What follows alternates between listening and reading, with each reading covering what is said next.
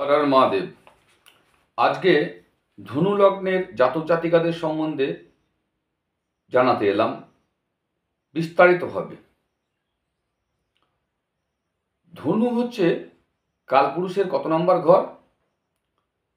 না, কালপুরুষের হচ্ছে সপ্তম অষ্টম।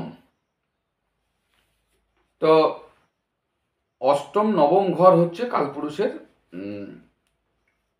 ধনু, মানে যেটার অধিপতি গ্রহ হচ্ছে বৃহস্পতি।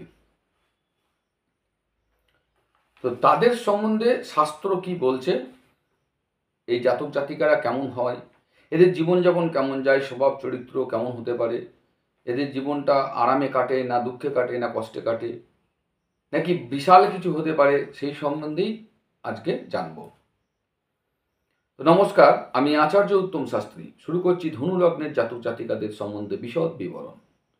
চ্যানেলটি সাবস্ক্রাইব করুন, লাইক করুন, বেশি বেশি করে শেয়ার করুন, কমেন্টে জানান আপনাদের এই যে নতুন শুরু করেছি বিভিন্ন লগ্নের জাতক জাতিকার সম্বন্ধে, তো যারা এই লগ্নের রয়েছেন তাদের সঙ্গে কতটা মিলছে, কি ব্যাপার। শুরু করছি শাস্ত্র অনুযায়ী ধনু লগ্নের জাতক জাতিকাদের শাস্ত্র কি বলছেন। ধনুর লগ্নে সমুৎপন্ন নীতিমান ধনবান সুখী কুলমধ্যে প্রধানশ্চ প্রাজ্ঞ সর্বস্ব পোষক ধনুষী জাত সুলক্ষণ জ্ঞানী ধনী।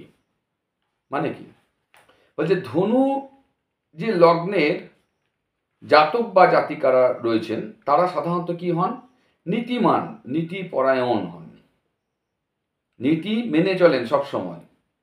ধনবান মানে প্রচুর সম্পত্তি এদের কিন্তু থাকে, প্রচুর প্রতিপত্তি সম্পত্তি ধন সম্পদ এদের হয়। সুখী মানে কি? সুখী প্রকৃতির হবে।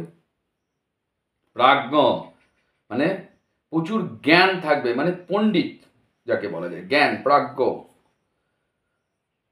আর বহুজনের প্রতিপালক, পোষক, প্রাজ্ঞ সর্বস্ব পালক। সর্বস্ব পালক মানে বহুজনাকার সে পালন করবেন, বহুজনাকার পালন করতে পারেন এমন তাদের মধ্যে দেখা গেছে। জ্ঞানী হবেন, সুলক্ষণ যুক্ত হবেন। আর কি বলছেন না, কুল মধ্যে প্রধানশ্চ, তাদের যে কুল বংশ তার মধ্যে তার নাম যশ খ্যাতি সব থেকে বেশি থাকবে, প্রধান হতে পারেন তিনি। আর কি? ধনুষী জাত সুলক্ষণ, সুলক্ষণ যুক্ত হবেন, খুব সুন্দর হবেন দেখতে, সুলক্ষণ যুক্ত হবেন, জ্ঞানী হবেন, ধনী হবেন। ধনু লগ্নের সকল জাতক জাতিকা শুভ অশুভ দুটো ভাবই তাদের মধ্যে দেখা যায়। দুটো ভাবই, শুভ ভাবও থাকে অশুভ ভাবও থাকে, দুটো ভাবই তাদের মধ্যে দেখা যায়। যদি কি হয়, তাদের জন্মকুণ্ডলীতে নিজস্ব ছক আমরা বের করি, তার মধ্যে যদি রবি শুভ হয়ে যায়, মানে রবি পাওয়ারে থাকে, ভালো ঘরে থাকে, ধরুন বৃহস্পতির ঘরে, মঙ্গলের ঘরে, কিংবা রবি নিজের ঘরে যদি থাকেন এবং বেশ পাওয়ারে থাকেন, বলবান হন, তাহলে তাদের কি হয়? নাম যশ খ্যাতি প্রতিপত্তি বিরাট আকার ধারণ করে। কাদের? এই ধনু লগ্নের যারা রয়েছেন। শনি আর বৃহস্পতি যদি এদের বেশ বলবান হয়ে যায়, শনি আর বৃহস্পতি, তার মানে শনি হলো কি এদের সেকেন্ড হাউস, মানে আত্মীয় স্বজন,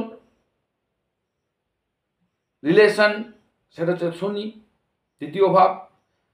আর পঞ্চম ভাব যেটা, সেটা হচ্ছে মঙ্গল।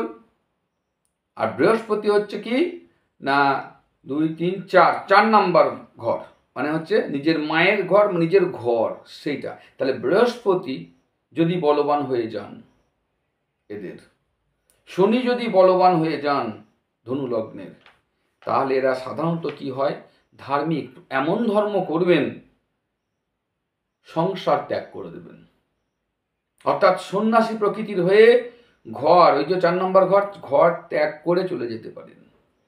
আমি বৃহস্পতি নিয়ে যখন আলোচনা করেছিলাম তখন হয়তো আপনাদেরকে বলেছিলাম, যারা আমার সঙ্গে রয়েছেন তারা জানেন যে বৃহস্পতি হচ্ছে একটা প্রদীপ, জ্ঞানের আলো। যে ঘরটিতে বসে সেই ঘরটিকে করে অন্ধকার, চারিধার করে আলো, তাই তো? তাহলে বৃহস্পতি এর যদি 4 নাম্বার ঘরে বসে থাকে, তাহলে তাকে ঘর থেকে ডিটাচ করবেই। তার মানে কি, সন্ন্যাস ধর্ম নিয়ে সে এত ধর্মকর্ম করবে, তার ঘরে ভালো লাগবে না, সংসার করতে ভালো লাগবে না। বেশ, এবার জাতিকাদের কেমন হবে? ধনু লগ্নের জাতিকাগণ কিরকম হবেন? বুদ্ধিমতী হবেন, অভিজাত গুণ সম্পন্ন হবেন, মায়াময়ী, মানে তাদের মধ্যে মায়া ভাব থাকবে এবং মমতা ভাব থাকবে, কঠোর স্বভাবা, কখনো কখনো তারা কি হয়, কঠিন স্বভাবের হতে পারেন, কিন্তু শান্ত প্রকৃতির।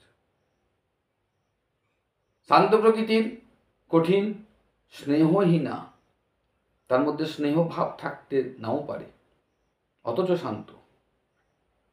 প্রণয়হীনা, মানে তাদের মধ্যে প্রণয় ভাবটা থাকবে না, পুরুষাকৃত যুক্ত হতে পারেন, মানে তাদের বলশালী, মানে শরীরটা হবে পুরুষের মতন খানিকটা বলশালী।